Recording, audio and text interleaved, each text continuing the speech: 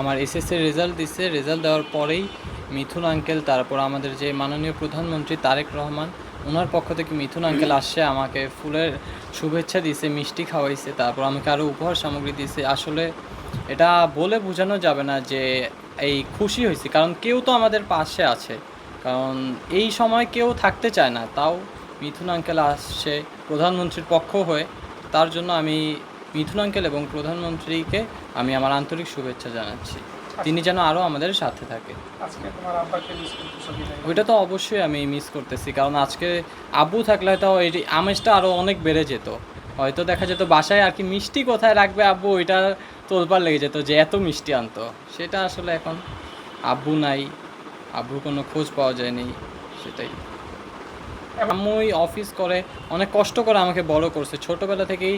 আব্বুর যে নাই, আব্বুর অভাবটা আম্মু কখনো আমাকে বুঝতে দেয়নি। আম্মু নিজের কষ্ট হলেও সবসময় আমাকে আগলে রাখছে, আমাকে কোনো দিন খারাপটা হতে দেয়নি বা খারাপ কারোর সাথে কোনো হবে ওইটার আগেই আম্মু আমাকে সবসময় সেভ করছে। অন্যরকম অনুভূতি, কারণ আজকে এই দিনটা যেমন আজকে আমার জন্য অনেক আনন্দের, তেমন এটা অনেক কষ্টের একটা, কারণ আর বাবার অনেক স্বপ্ন ছিল ছেলে বড় হবে, ছেলের বড় হতো সে দেখতে পারলো না। আজকে সবাই খুশিতে, সবাই হাসে, আর আজকে আমরা সবাই মানে আনন্দে খুশিতে আমরা কেঁদে ফেলছি। সবাই এতদিন শুনছি যে মানুষ খুশিতে কাঁদে, কিন্তু আজকে নিজেরা যখন সেই আনন্দে খুশিতে কাঁদছি তখন নিজে বুঝতেছি যে আসলে সুখেরও কান্না আছে।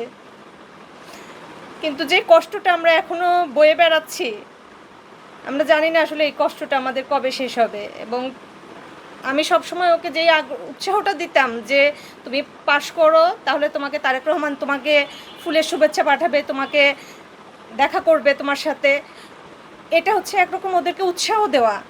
এই উৎসাহটা হচ্ছে ওদের অনেক কাজে আসছে, যে একজন প্রধানমন্ত্রী দেখা করবেন, যেই দলের জন্য ওর বাবা আজকে গুম হয়ে আছে, সেই দলের প্রধান ওকে আজকে শুভেচ্ছা জানাবে, এটা অনেক বড় একটা পাওয়া।